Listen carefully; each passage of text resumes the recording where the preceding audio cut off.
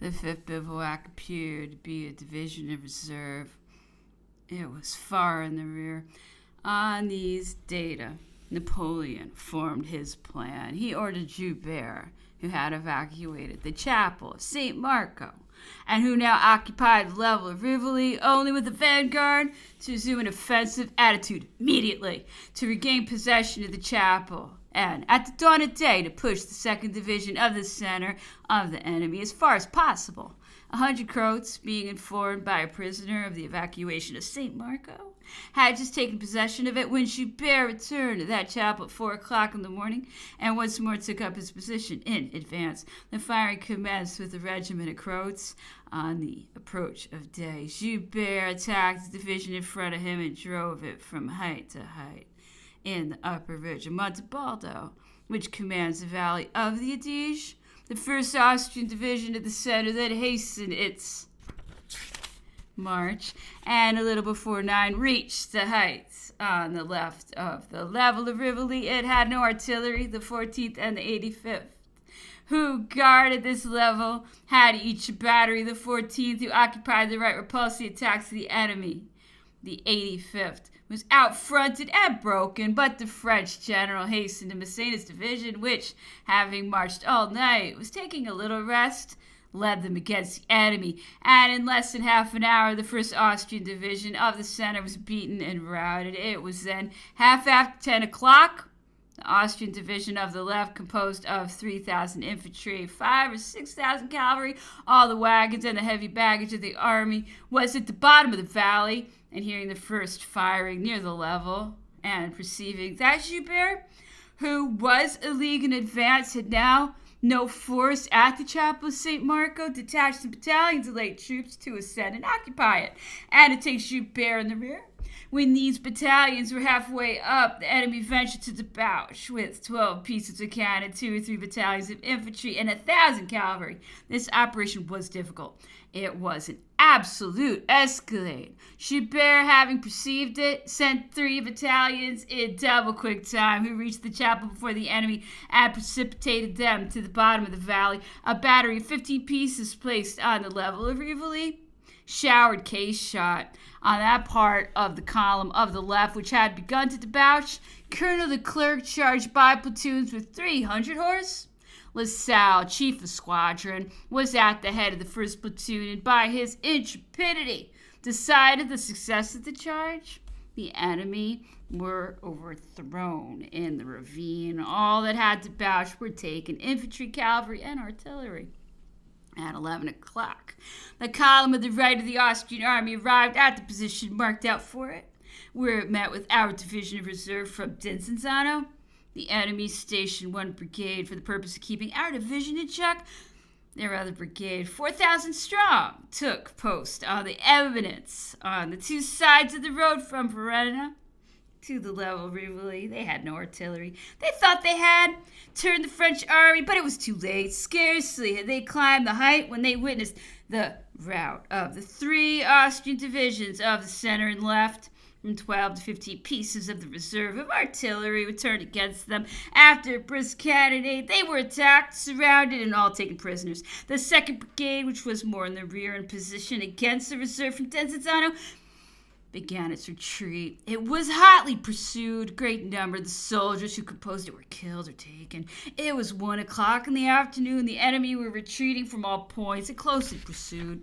Joubert advanced with such rapidity that at one moment we thought the whole of Alvinci's army was taken. Joubert reached the steps, the enemy's only retreat, but Alvinci, sensible of his danger, marched with his troops of reserve, checked Joubert, and even made him give some ground.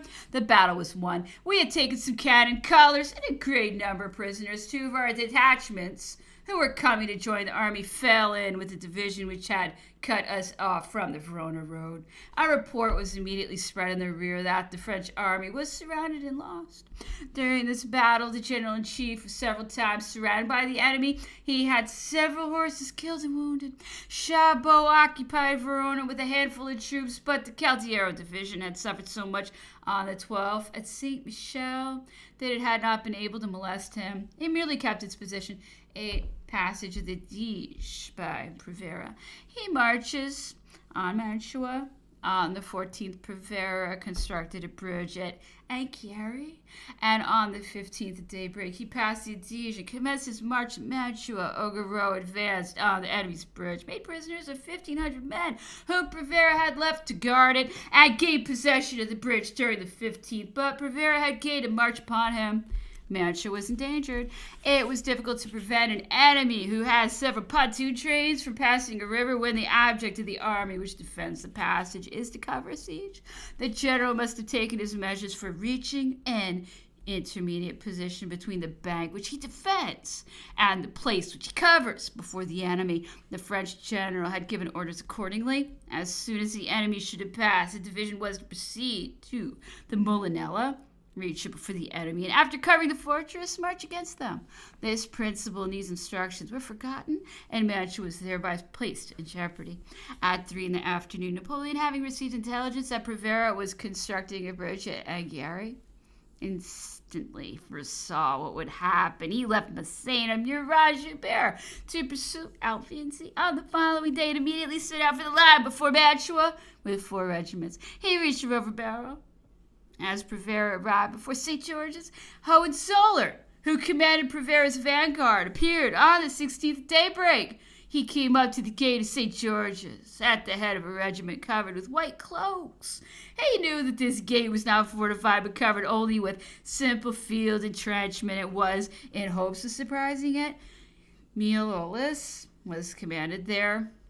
Station guards only on the side of the town. He knew that he was covered by a division that was on the Adige and that the enemy were far off. Hohenzollern's hussars resembled the first French hussars, but an old sergeant of the garrison of St. George's, who was cutting woods 200 yards from the place, noticed his cavalry coming up to the town. He conceived some doubts, which he communicated to one of his comrades. They thought the white cloaks looked too new for those of Bertini's regiment.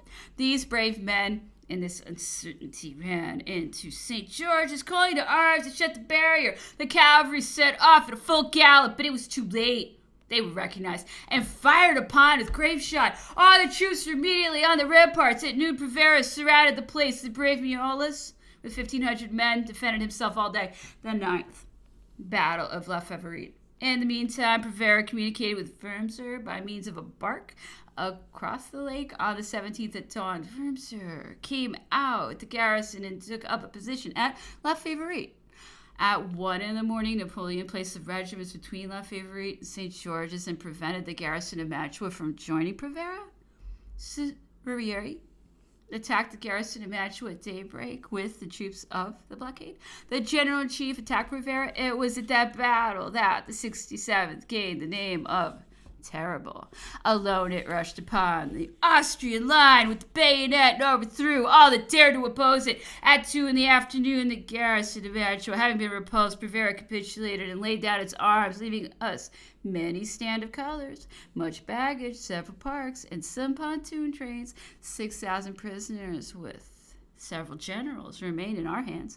Prevera's 22,000 men, none escaped, but the remains of the division, which had attacked on Saint Michel on the 12th, who still remained in their position at Caldiero, and 1,500 men whom Prevera had left on the left bank of the Adige to guard his parks and magazines.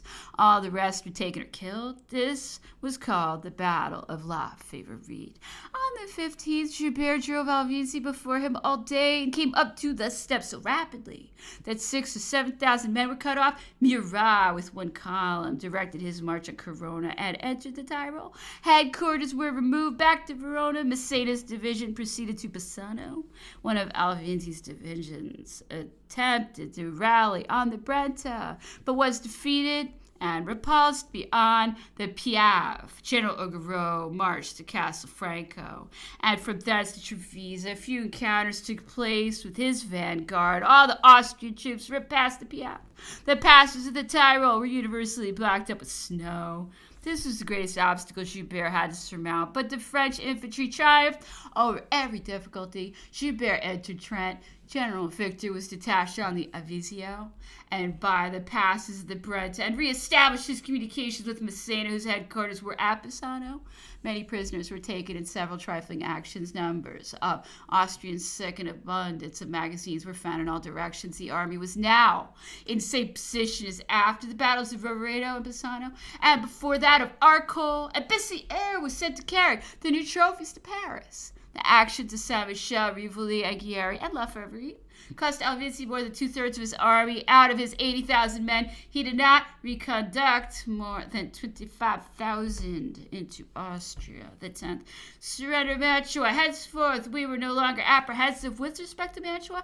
The garrison had long been on half allowance.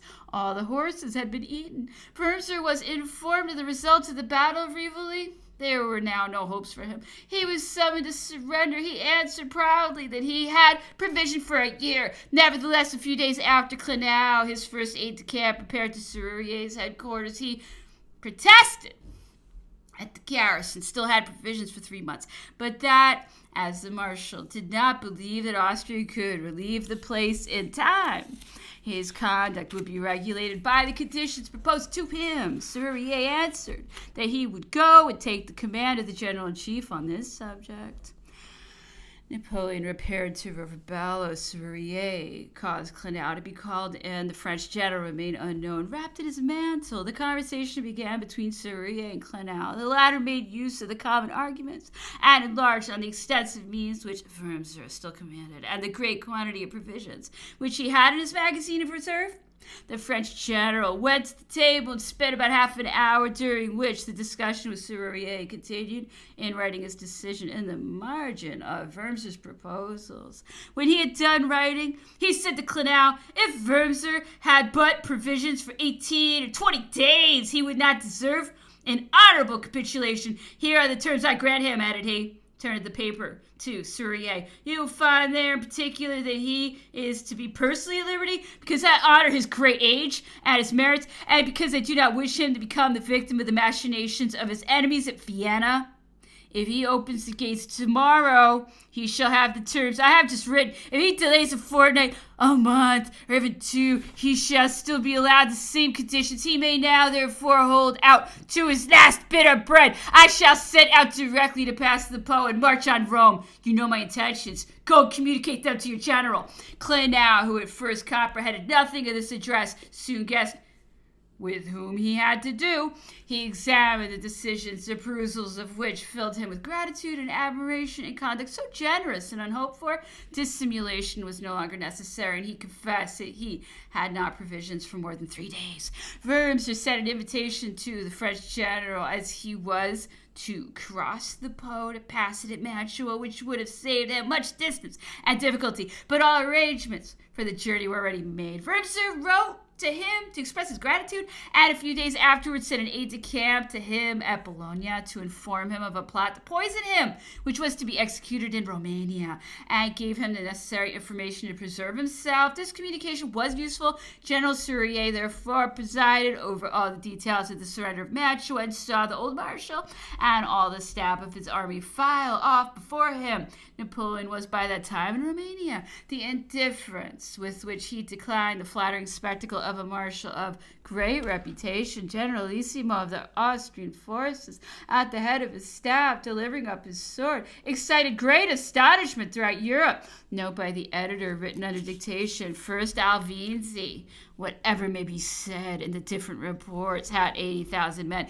including Prevera's troops. The forces of the Tyrol amounted to about 50,000 men. Prevera had 25,000, of whom 7,000 fought at Saint-Michel, and 18,000 forming 2 divisions marched on Mantua. Of these 18,000 men, 3,000 remained in the rear, 10,000 advanced to St. George's, and 5,000 remained behind on the Molinella to repel the movement of Augereau, who was following. These were all taken. If only 7,000 prisoners were found in Prevera's column, it was because he had engaged twice at Anghiari and St. George's, besides fighting the Battle of La Favorite. in which affairs he lost many men. And because many of the Austrian soldiers who went into the hospitals are not included in the number of prisoners, the reports notice only 23,000 prisoners, but the truth is the French took more than 30,000. Generally speaking, the army did not take good care of its prisoners, but let a great number escape. The cabinet of Vienna had organized establishments in Switzerland and on the roads to facilitate their desertion. It may be estimated that a fourth of the prisoners escaped on their way to the central headquarters, and another fourth on their way to France, where not more than half the prisoners were taken arrived. Many were also crowded together in the hospitals. Secondly, if accordingly to the official report, Bessières only presented 71 stand of colors to the directory, it was because 13 remained behind, owing to some of the mistakes which are usual in the movements of a grand staff. They will be found amongst those which Augereau subsequently presented after the taking of Mantua. Thirdly, of the 60 stand of colors which Augereau presented to the directory, 13 were remains of the trophies of Rivoli and La Favori, which Bessières ought to have presented. The other 47 were found in Mantua, and prove how numerous were the regimental establishments of Wormser's army shut up in that place. Augereau was chosen to carry these colors in recompense for the services he had rendered the army, particularly at the Battle of Castiglione. It would nevertheless have been more natural to have sent them by Massena, who had very superior claims, but the general-in-chief had much more dependence on the latter with a view to the campaign in Germany, and did not choose to part with him. Some people thought that Napoleon, perceiving that there were persons who endeavored to raise the reputations of General Augereau to an extravagant pitch, was glad to send him to Paris in order to give everyone an opportunity of forming a just estimate of the character and talents of this officer, who could not fail to suffer by the examination. Others, on the contrary, were of opinion that the object of the general-in-chief was to fix the attention of Paris on one of his lieutenants. Augereau was a Parisian. Third day of the Emperor's seclusion, recapitulation of his history. May 1st, the Emperor kept his room today as he had done yesterday. I felt ill from the fatigue of my ride from the Briars. I had a slight degree of fever accompanied by great lassitude. The Emperor sent for me about 7 o'clock in the evening. I went to his chamber and found him reading Roland, whom he accused, as usual, being too indulgent a historian. He did not appear to have been indisposed, and even said he was very well, but this only rendered me the more uneasy at his seclusion and his calmness of manner. He put off dinner to a later hour than usual and detained me with him. He called for a glass of Constantia some time before dinner, as he generally does when he feels the want of excitation. After dinner, he looked over a few of the addresses, proclamations, or acts of goldsmiths in perfect collection. The perusal of some of these documents seemed to interest him. Then, laying down the book, he began to walk about and said, "After all, let them abridge, suppress, and mutilate as much as they please. They will find it very difficult to throw me entirely into the shade. The historian of France cannot pass over the empire, and if he have any honesty, he will not fail to render me my share of justice. His task will be easy, for the facts speak for themselves. They shine like the sun. I closed the gulf of anarchy and cleared the chaos. I purified the revolution, dignified nations, and established kings. I excited every kind of emulation, rewarded every kind of merit, and extended the limits of glory. This is at least something. And at what point can I be assailed at which any historian cannot defend me?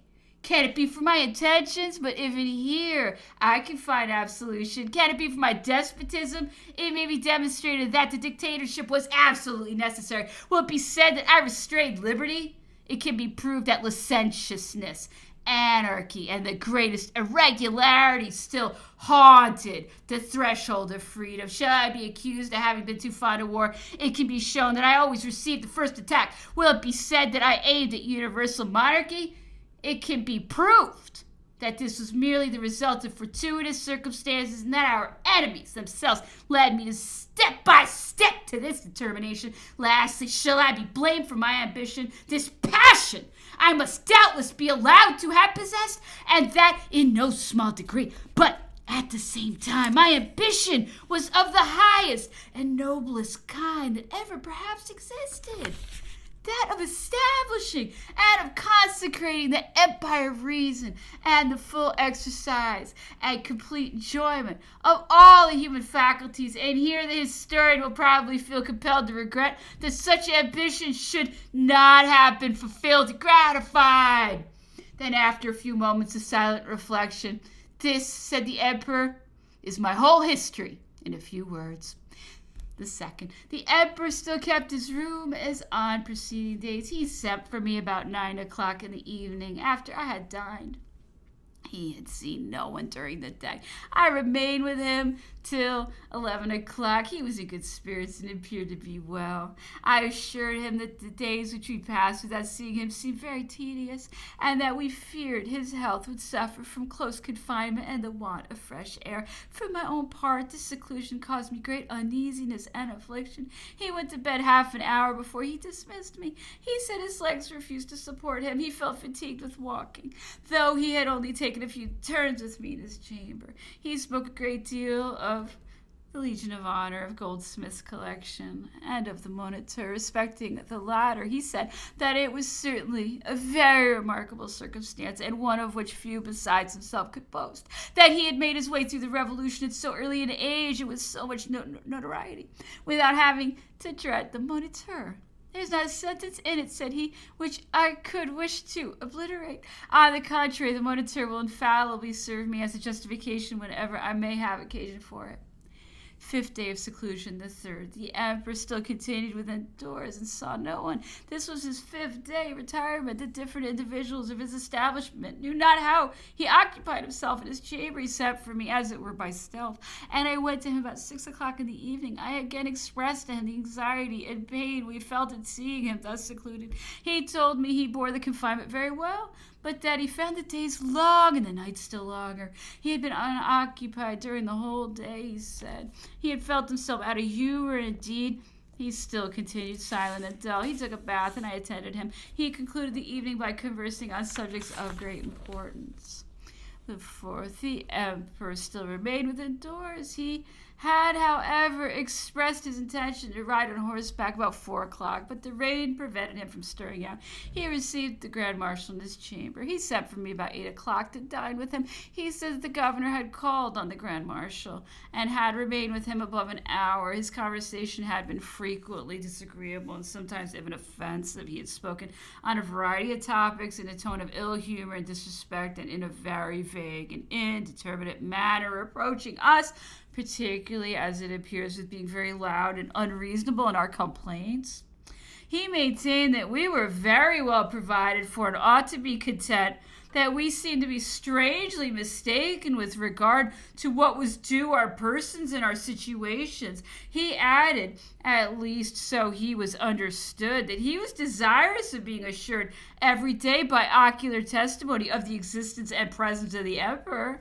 There is no doubt that this point was the real cause of his ill humor and agitation. Several days had passed away without his having been able to receive any report from his officer or spies, as the emperor had not gone out and no one had been admitted to his presence. But what measures would he adopt? This consideration occupied us all. In our turns, the emperor would never submit, even at the peril of his life, to a regular visit, which might be capriciously renewed at any hour of the day or night. Would the governor employed force and violence to dispute with the emperor a few hours' repose and a last asylum of a few feet in circumference?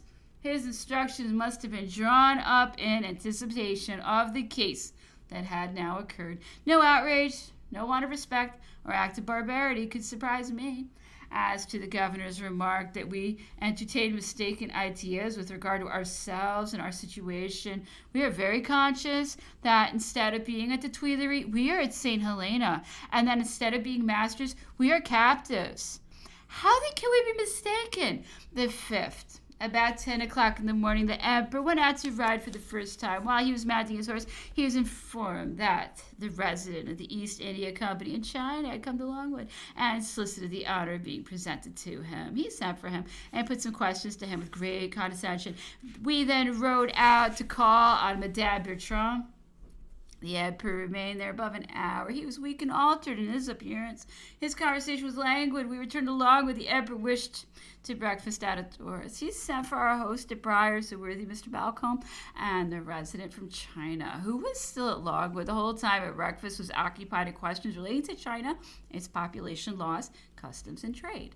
The resident stated that a circumstance occurred a few years back between the Russians and the Chinese, which might have been attended with important results had not Russia been entirely absorbed by the affairs of Europe. The Russian traveler Krusenstern, in his voyage round the world, anchored at Canton with his 2 vessels. He was received provisionally and was permitted until the orders of the court should arrive to dispose of the furs with which his ships were laden and to lay in a cargo of tea in their stead. The orders from the Chinese court were delayed for more than a month, and Mr. de Krusenstern had set sail 2 days before they arrived. They directed that the 2 vessels should quit the port immediately, that all trade with the Russians in that quarter was prohibited, that enough had been conceded to their emperor by land in the north of the empire, that it was monstrous in him to attempt to extend his intercourse in the south by sea, and that strong displeasure would be manifested towards those who had shown them that course. The order further decreed that in the event of the ships having sailed before the arrival of the answer from Pekin, the English factory should be charged to communicate it through Europe to the Emperor of Russia. Napoleon felt very much fatigued with his short ride. He had not left his chamber for 7 days. This was the first time that he had reappeared among us. We remarked an evident change in his countenance. He sat for me about 5 o'clock. The Grand Marshal was with him. The Emperor was undressed. He had tried in vain to enjoy a little rest. He thought he was feverish. The sensation proceeded from extreme lassitude. The Emperor had the fire lighted, but would not have candles in his room. We passed away the time in desultory conversation in the dark till 8 o'clock, when the Emperor sent us to dinner. In the course of the day, the conversation had turned on the similarity of the 2 great revolutions of England and France. There are many points, both of resemblance and difference, between these 2 great events, said the Emperor. They afford inexhaustible subjects for reflection. He then made some very curious and remarkable observations. I shall here note down his remarks on this occasion, as well as at other intervals during the day. Both in France and England, the storm had gathered during the 2 feeble and indolent reigns of James I and Louis XV, and burst over the heads of the unfortunate Charles I and Louis XVI. Both these sovereigns fell victims, both perished on the scaffold, and their families were proscribed and banished.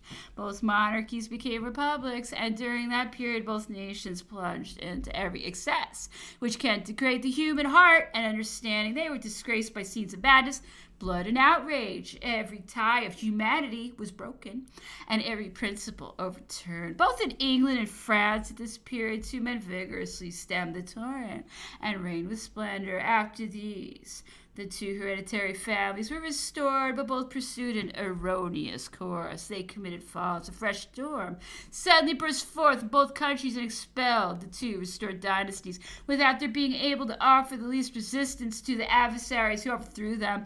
In this singular parallel, Napoleon appears to have been in France at once the Cromwell and the William III of England. But as every comparison with Cromwell is in some degree odious, I must add that if these 2 celebrated men coincided in one single circumstance of their lives, it was scarce possible for 2 beings to differ more. On every other point, Cromwell appeared on the theater of the world at the age of maturity. He attained supreme rank only by dint of address, duplicity, and hypocrisy. Napoleon distinguished himself at the very dawn of manhood, and his first steps were attended by the purest glory. Cromwell attained supreme power, opposed and hated by all parties, and by affixing an everlasting stain on the English Revolution. Napoleon, on the contrary, ascended the throne by obliterating the stains of the French Revolution, and through the concurrence of all parties, who in turn sought to gain him as their chief, all the glory of Cromwell was brought by English blood. His triumphs were all so many causes of national mourning, but Napoleon's victories were gained over the foreign foe, and they filled the French nation with transport. Finally, the death of Cromwell was a source of joy to all England. The event was regarded as a public deliverance. The same cannot exactly be said of Napoleon's fall. In England, the revolution was the rising of the whole nation against the king. The king had violated the laws and usurped absolute power, and the nation wished to resume her rights. In France, the revolution was the rising of one portion of the nation against another, that of the third estate against the nobility. It was the reaction of the Gauls against the Franks. The king was attacked not so much in his character of monarch as in his quality of chief of the feudal system. He was not reproached with having violated the laws, but the nation wished to emancipate itself and reconstitute itself. In England, if Charles I had yielded voluntarily, if he had possessed the moderate and undecided character of Louis XVI, he would have survived. In France, on the contrary, if Louis XVI had openly resisted, if he had had the courage, activity, and ardor of Charles I, he would have triumphed.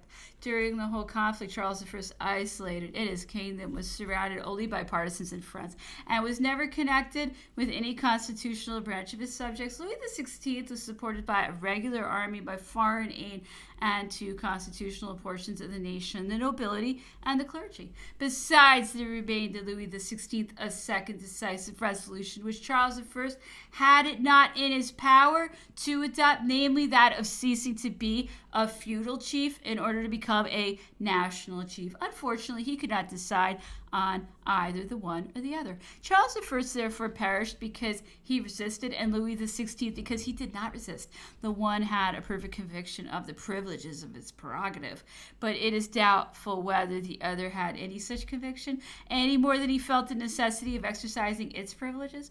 In England, the death of Charles I was the result of the artful and atrocious ambition of a single man. In France, it was the work of the blind multitude of a disorderly popular assembly. In England, the representatives of the people evinced a slight shade of decorum by abstaining from being the judges and actors in the murder which they decreed. They appointed a tribunal to try the king. In France, the representatives of the people presumed to be at once accusers, judges, and executioners. In England, the affair was managed by an invisible hand. It assumed an appearance of reflection and calmness. In France, it was managed by the multitude, whose fury was without bounds. In England, the death of the king gave birth to the republic. In France, on the contrary, the birth of the republic caused the death of the king. In England, the political explosion was produced by the efforts of the most ardent religious fanaticism. In France, it was brought about amidst the acclamations of cynical impiety, each according to different ages and manners. The English Revolution was ushered in by the excesses of the gloomy school of Calvin. The loose doctrines of the modern school conjured up the storm in France. In England, the revolution was mingled with civil war. In France, it was attended by fire and war. And to the efforts and opposition of foreigners, the French may justly attribute their excesses. The English can advance no such excuse for theirs. In England, the army proved itself capable of every act of outrage and fury. It was the scourge of the citizens. In France, to the contrary, we owed every benefit to the army. Its triumphs abroad either diminished or caused us to forget our horrors at home. The army secured independence and glory to France. In England, the restoration was the work of the English people, who hailed the event with the most lively enthusiasm. The nation escaped slavery and seemed to have recovered freedom. It was not precisely thus in France. In England, a son-in-law hurled his father-in-law from the throne. He was supported by all Europe, and the memory of the act is revered and imperishable. In France, on the contrary, the chosen sovereign of the people, who had reigned for the space of 15 years with the assent of his subjects and foreigners, reappeared on the theater of the world to seize a scepter which he regarded as his own. Europe rose in a mass and outlawed him. 1,100,000 men marched against him. He surrendered. He was thrown into captivity, and now efforts are made to tarnish the luster of his memory.